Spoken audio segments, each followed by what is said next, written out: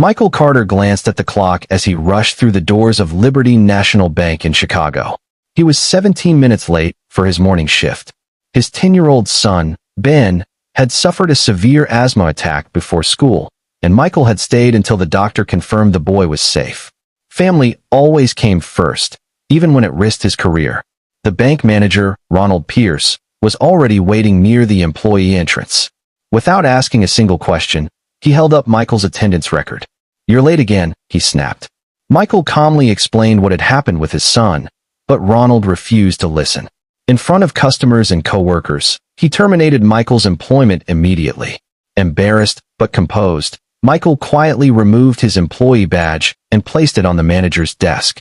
Several coworkers looked away, knowing Michael was one of the bank's most honest and hardworking employees. As he packed his few belongings into a cardboard box, he whispered goodbye and walked out with dignity instead of anger. Outside the bank, Michael checked his phone and found a voicemail from an attorney. The message requested an urgent meeting regarding the estate of his late uncle, Charles Carter, a private investor who had lived in Texas. Michael assumed it was another legal formality and almost ignored the call before deciding to return it. Within an hour, Michael sat inside the attorney's office, where several documents covered a polished wooden table. The lawyer smiled warmly before explaining that Charles had left no children. After months of legal verification, Michael had been confirmed as the sole beneficiary of an investment portfolio valued at more than $63 million. Michael remained silent for several moments. He had spent years struggling to pay rent, buy groceries, and raise Ben alone after losing his wife. The money felt unreal. The attorney handed him ownership documents and quietly added, "Your uncle admired your honesty. He believed wealth should belong to someone who valued people more than possessions." The following morning, Michael returned to Liberty National Bank wearing the same simple jacket he had worn when he was fired. Ronald noticed him entering and smirked confidently. "Looking for another job?" he asked loudly.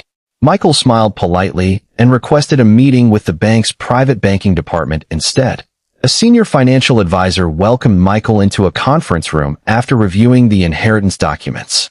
Within minutes, the bank confirmed the legitimacy of the $63 million estate. Ronald overheard the conversation and hurried toward the room, his expression changing from arrogance to disbelief as he realized who Michael had become overnight.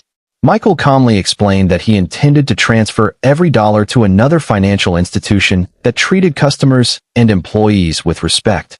Ronald immediately apologized, insisting he had made a mistake and asking Michael to reconsider. The executives gathered around the table understood that losing such an enormous account would seriously damage the bank's reputation. Michael looked directly at Ronald before speaking. "Yesterday, I wasn't valuable enough for 17 minutes spent caring for my sick son. Today, I'm suddenly important because of $63 million. My character didn't change overnight. Only your opinion of my bank balance did." The room fell into complete silence. The regional director, who had quietly listened to everything, launched an immediate investigation into Ronald's leadership.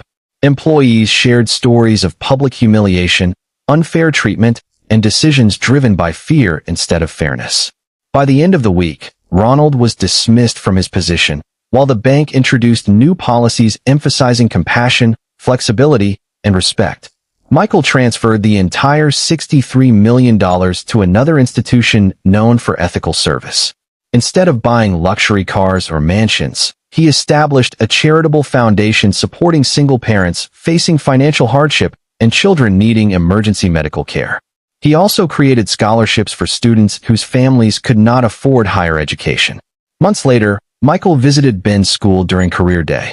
Standing before a classroom filled with curious children, he shared the story of losing his job and finding unexpected hope. He smiled at his son and said, "Money can change your circumstances, but kindness, honesty, and courage are what truly define your future." The children applauded, and Ben proudly hugged his father. Michael realized the greatest inheritance he had received was not the $63 million, but the opportunity to prove that integrity is priceless. His journey reminded everyone that respect should never depend on wealth, and the strongest people are those who choose compassion even after experiencing injustice.